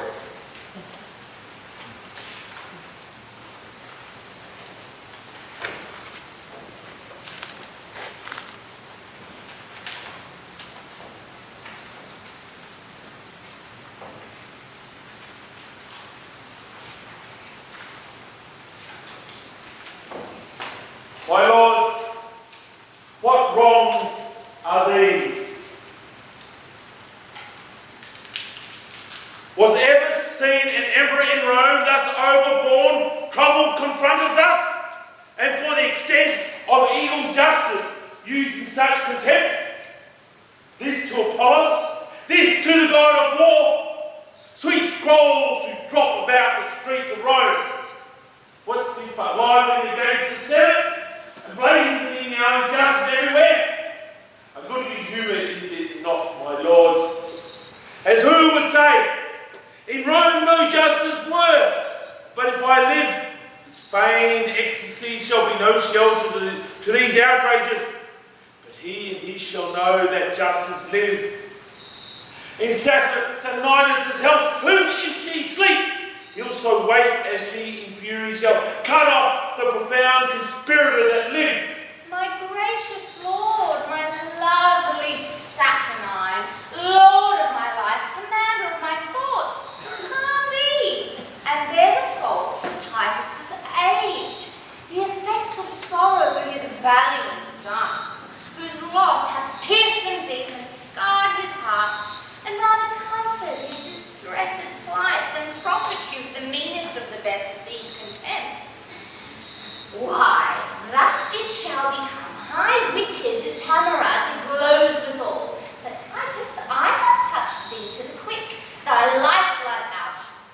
If thou now be wise, then all is safe, the anchor's in the port. This spiteful and intolerable wrong, shall I endure this monstrous villainy? I know from whence the saying divides the seas. May this be bold, as if his traitorous sons that died by law for murder of our brother have by my means been butchered wrongfully? Go, drag the villain hither by the hair, nor age nor honour shall shake privilege, for this proud mock old be thy slaughter man, thy frantic wretch that hopes to make me great. In hope thyself should govern Rome and me. What news with thee, Emilius? My lord, Rome never had more cause. The Goths had gathered head, and with a power high-resolved men bent to the spoil, they hither march amain under conduct of Lucius, son to old Andronicus, who threats in course of this revenge to do as much as ever Coriolanus did. 'Tis he the common people love so much. Myself have often overheard them say, when I walked like a private man, that Lucius's banishment was wrongfully, and they had wished that Lucius were their emperor. Why should you fear? Is not your city strong? Aye, but the citizens favour Lucius, and will revolt from me to succour him. King, be thy thoughts imperious, like thy name. Is the sun dimmed so that gnats do fly in it? The eagle suffers little birds to sing, and is not careful what they mean thereby, knowing that with the shadow of his wings he can at pleasure stint their melody. Even so mayst thou with giddy men of Rome then cheer thy spirit, for know thou, emperor, I will enchant the old Andronicus with words more sweet and yet more dangerous than baits to fish or honey stalks to sheep. When as the one is wounded with the bait, the other rusted with delicious seed. But he will not entreat his sons for us. If Tamara entreat him, then he will, for I can smooth and fill his aged ear with golden promises that were his heart almost impregnable, his old deaf ears, yet should both ear and heart obey my tongue. Go, thou before, be our ambassador, say that the emperor requests a parley of warlike Lucius and appoint the meeting even at his father's house, the old Andronicus. Emilius, do this message honourably, and if he stand on hostage for his safety, bid him demand what people please him best. Your bidding shall I do effectually. Now will I to that old Andronicus and temper him with all the art I have, to pluck proud Lucius from the warlike Goths. And now, sweet emperor, be blithe again, and bury all thy fear in my devices. Then go successively and plead to him. Approved warriors, my faithful friends, I have received letters from great Rome which signify what hate they bear their emperor and how desirous of our sight they are. Brave slip, sprung from the great Andronicus, whose name was once our terror, now our comfort, whose high exploits and honourable deeds in grateful Rome requite our contempt. Be bold in us, we'll follow where thou leadest, like singing bees in hottest summer's day, led by their masters of flowered fields, and be avenged on cursed Tamara.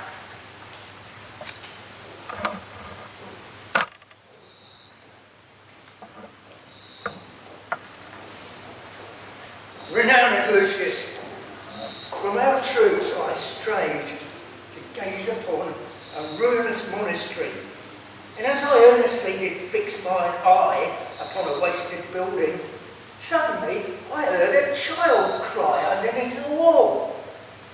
I made unto the noise, when soon I heard the crying babe controlled with this discourse. Peace, tawny slave, half me and half thy dam, did not thy hue bewray whose brat thou art? Had nature lent thee but thy mouth look, villain thou mightst have been an emperor. But where the bull and cow are both milk white, they never do beget a coal black calf. Peace, villain, peace, even thus he rates the babe. For I must bear thee to a trusty Goth, for when he knows thou art the empress babe, will hold thee dearly for thy sake. With this, my weapon drawn, I rushed upon him, surprised him suddenly, and brought him thither, to use you as you needful think. Oh, worthy God! This is the incarnate devil that robbed Andronicus of his good hand. This is the pearl that pleased your empress's eye, and here's the base fruit of his burning lust. Say, my slave, whither wouldst thou convey this growing image of thy fiend-like face? Right, dost not speak? What, deaf? Not a word? A halter, soldiers! Hang him on this tree, and by his side his fruit of bastardy. Touch not the boy, he is of royal blood. Too late, thy Messiah, for ever being good. First hang the child, that he may see its fraud. Sight vexed the father's soul withal. Get me a ladder! Lucius, save the child, and bear it from me to the empress. If thou do this, I'll show thee wondrous things, that highly may advantage thee to hear. If thou wilt not befall what may befall, I'll speak no more, but vengeance wrought you all. And if it please thee, why assure thee, Lucius, 'twill vex thy soul to hear what I shall speak. For I must talk of murders, rapes, and massacres, acts black of night, abominable deeds, complots of mischief, treason, villainies, ruthful to hear, yet piteously performed. And this shall all be buried by my death, unless thou swear to me my child shall live. Tell all thy line. Say my child shall live. Swear that he shall. and then I will begin. Even by my God, I swear to thee, I will. First know thou, I begot him on the Empress. Sensation and luxurious. Tut, Lucius. This was but a deed of charity to them which thou shalt hear of me anon. 'Twas her 2 sons that murdered Bassianus. They cut thy sister's tongue and ravished her, and cut her hands and tricked her as thou sawest. Oh, detestable villain! Dost thou that trimming? Why, she was washed and cut and trimmed, and 'twas trim sport for them that had the doing of it. Barbarous, beastly villains, like thyself! Indeed, I was their tutor to instruct them. That cuddling spirit had they from their mother. As sure a card as ever won the set. That bloody mind, I think, they learned of me. A true dog as ever, fought and head. Art thou not sorry for these heinous deeds? Aye, but I had not done 1,000 more. Even now I curse the day. And yet I think, few come within the compass of my curse.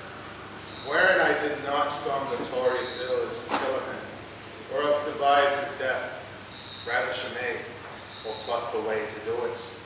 Accuse some innocent and forswore myself. Set deadly enmity between 2 friends, make poor men's kettle break their necks, set fire on barns and haystacks in the night, and bid the owners quench them with their tears. Oft I have digged up dead men from their graves and set them upright at their dear friends' doors. Even when their sorrows almost were forgot, and on their skins as on the bark of trees, have with my knife carved in Roman letters, let not your sorrow die, though I am dead. Tut, I have done 1,000 dreadful things as willingly as one would kill a fly, and nothing grieves me heartily, indeed, but that I cannot do 10,000 more. Bring down the devil. You must not die so sweet a death as hanging presently. If there be devils, would I were a devil, to live and burn in everlasting fire, so I might have your company in hell, but to torment you with my bitter tongue. So stop his mouth and let him speak no more. Welcome, Titus. What's the news from Rome? Lord Lucius, and you princes of the Goths, the Roman Emperor greets you all by me, and for he understands you are in arms, he craves a parley at your father's house, willing you to demand your hostages, and they shall be immediately delivered. What says our general? Milius, let the Emperor give his pledges unto my father and my uncle Marcus. We will come. March away!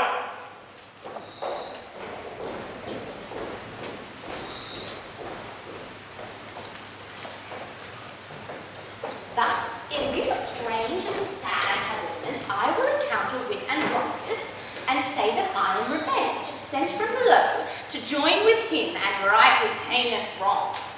Not with his study, where they say he keeps to ruminate strange plots of dire revenge. Tell him revenge is come to join with him and work confusion on his end.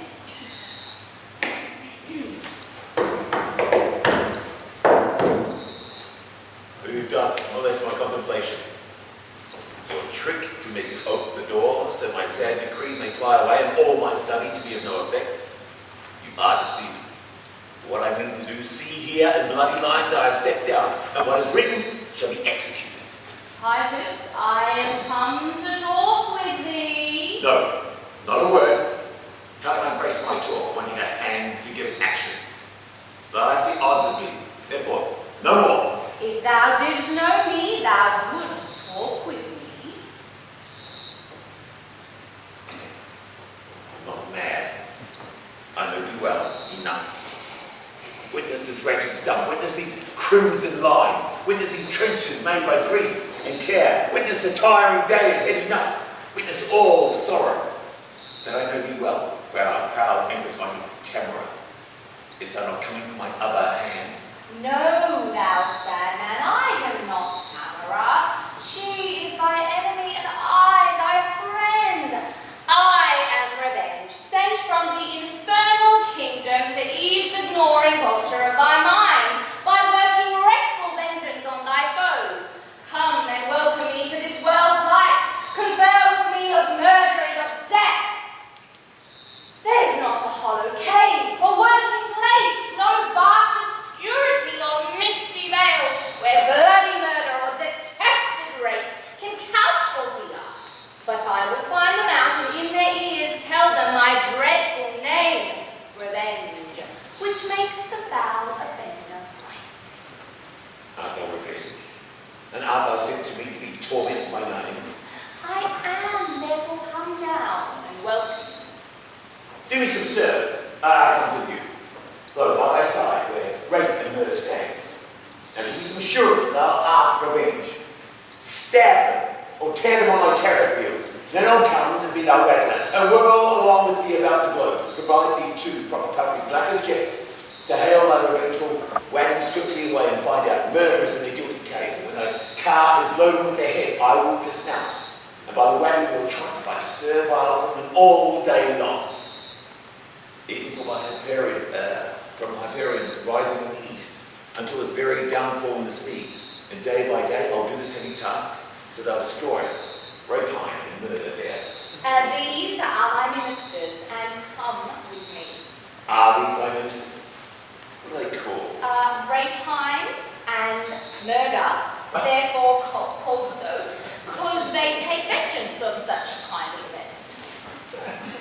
Good Lord, how are the Empress's sons they are? And you, the Empress. But we worldly men and miserable mad besetting eyes. Oh, sweet revenge. Now do I come with thee. And if one arm's embrace should attend thee, I'll embrace thee by and by. This closing with him fits his lunacy. Whatever I forge to be his brain secrets. You uphold and maintain your speeches, for now he firmly takes me for revenge. And being credulous in this mad thought, I'll make him send for Lucius his son. And whilst I am a banquet holding short, I'll find some cunning practice out of hand to scatter and disperse the giddy gods, or at least make them his enemies. See, here he comes, and I must apply my theme. Long I have been for all for thee. Welcome, journey to my boastful house. Rapine and murder, you are welcome too. How like the Empress and their sons you are. Well, you are fitted, and you've got a more.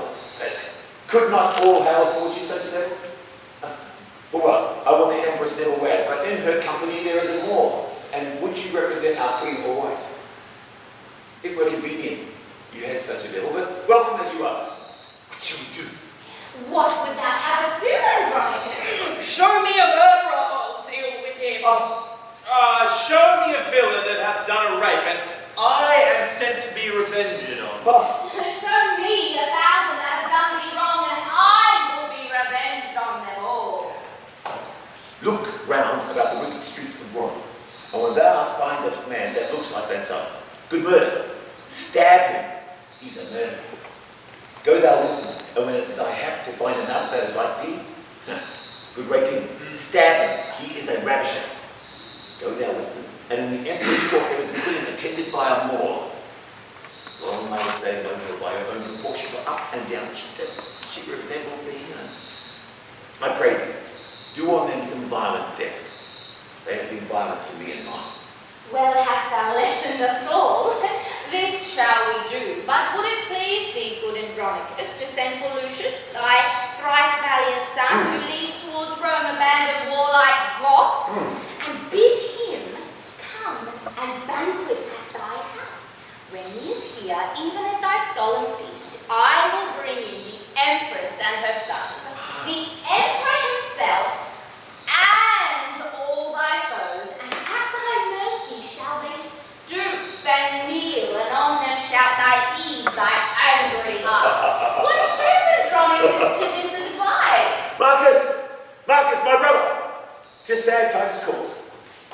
Go, gentle Marcus, to thy nephew Lucius, thou shalt acquire him amongst the gods. Bid him repair to me, and bring with him some of the chiefest princes of the gods. Bid him encamp his soldiers where they are. Tell him the emperor and the empress too feast at my house, and he shall feast with them. Do this thou for my love, and so let him, as he regards to aid his father's life. This will I do, and so And now that I hence about thy business, and take my ministers along with thee.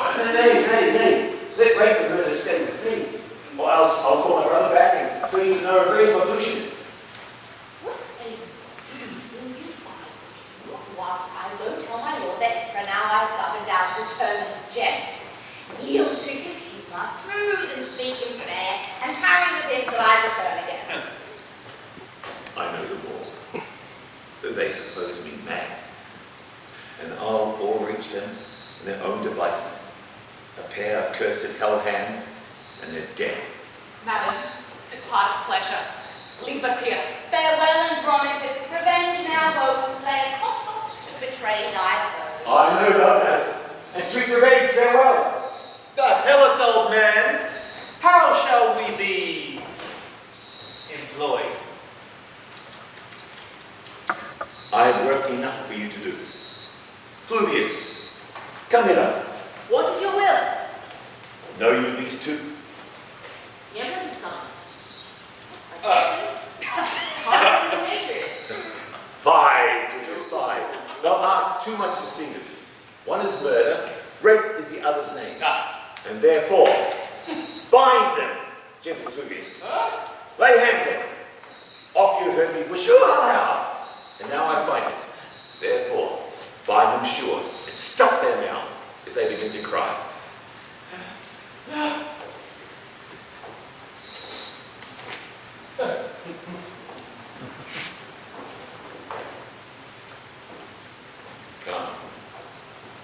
Come, Lavinia. Look, thy foes are bound.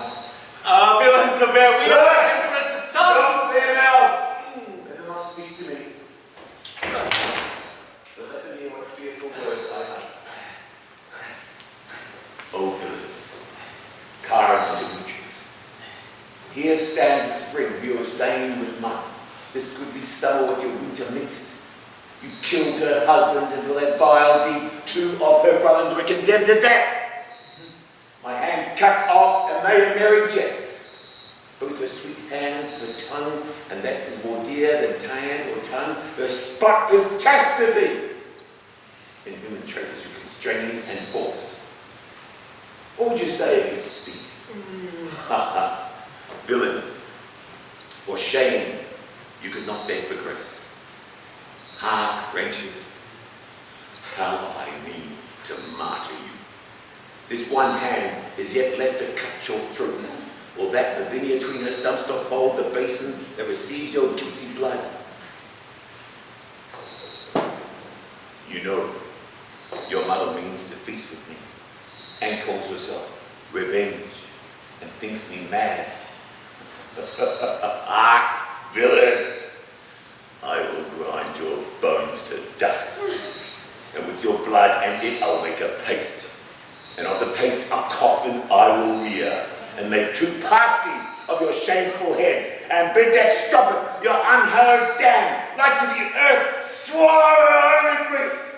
This is the beast that I have bid for her, and this is the banquet she shall supply.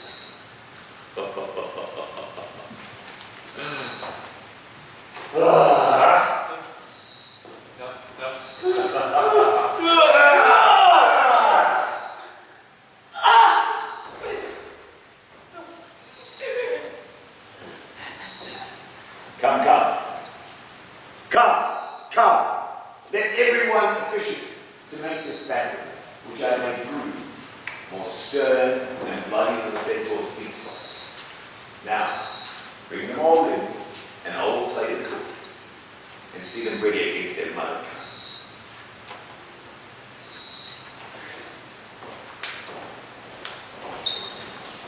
the feast is ready, which the careful Titus hath ordained to an honourable end.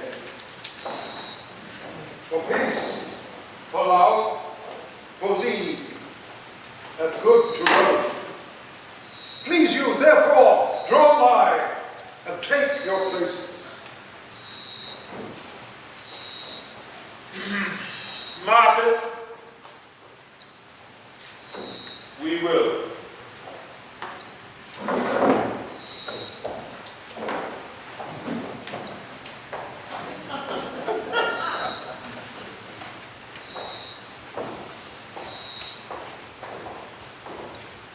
Welcome, my gracious Lord.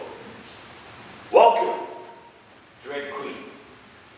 Welcome, ye warlike Goths. Welcome, Lucius. And welcome, all. Although the cheer be poor, to fill your stomachs, please, eat of it. Why art thou thus tired, Andronicus?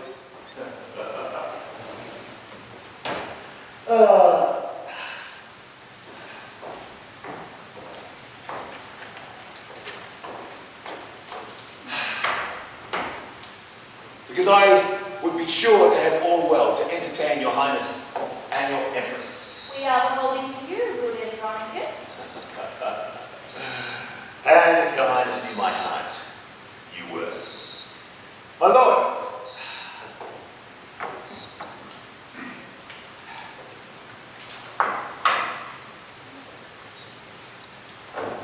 my lord, the emperor, resolve me this. Was it well done of rash Virginius to slay his daughter with his own right hand, because she was enforced, stained, and deflowered? It was, Andronicus. Your reason, mighty lord. Because the girl should not survive her shame, and by her presence still renew his sorrow. A reason mighty, strong, and effectual. A patent, precedent, and lively warrant. To me, most wretched, to perform the like.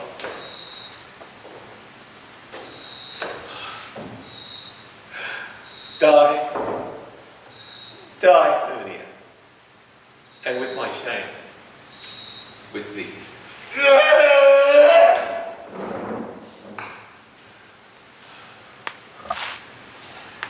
With thy shame, thy father's sorrow die. What hast thou done, unnatural and unkind? Killed her, for whom my tears have made me blind. I am as woeful as Virginius was, and have 1,000 times more cause than he to do this outrage, and now it is done. What? Was she ready? Tell who did the deed. Will please you eat. Will please your highness feed. Why hast thou slain thine only daughter thus? Not I! Was Hiram and Demetrius. They relished her and carried away her down. And twas they that did all this wrong. Go fetch him here, twice presently.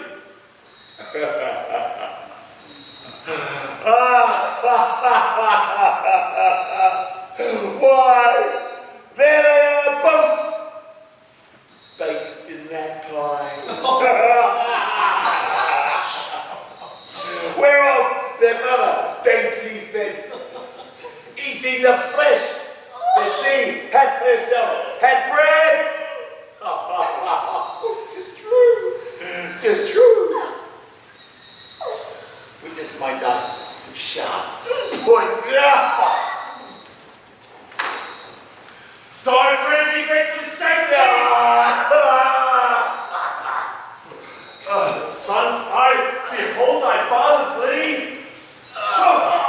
There's me for me, and death for a deadly deed. You sad-faced men, people and sons of Rome, here is a captain. Let him tell the tale.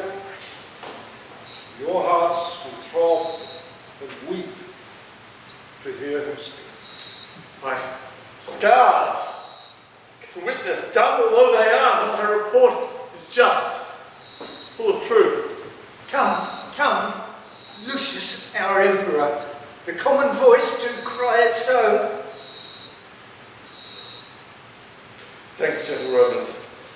May I govern so, to heal Rome's harms, wipe away the woe.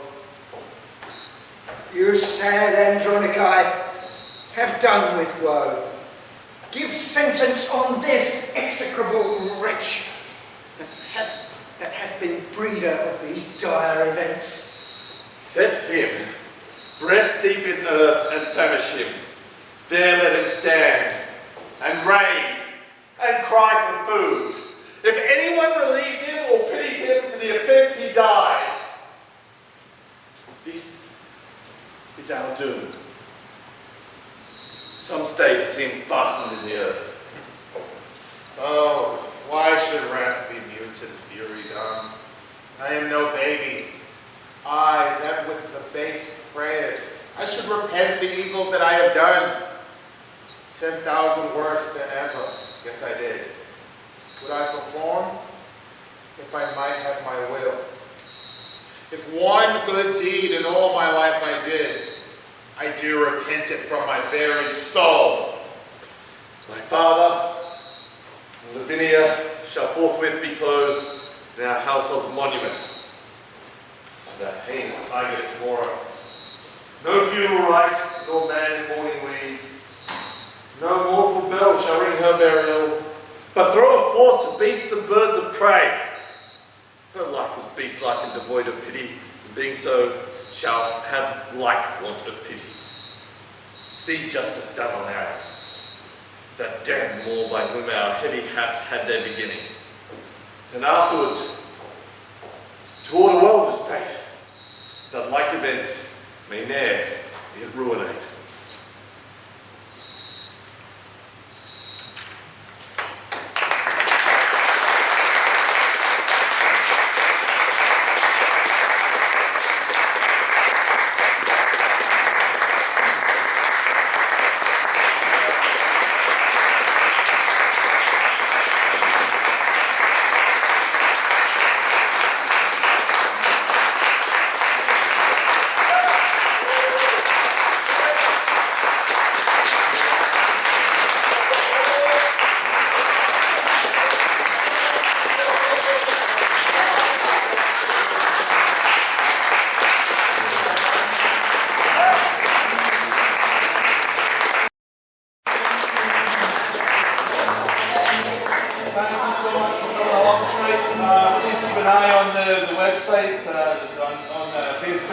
Facebook. There'll be 6 more of these next year. If you're an actor or a performer or just want to kind of dabble, you can come along and audition for whoever's directing the ones next year. I can't remember off the top of my head what they are, but we'll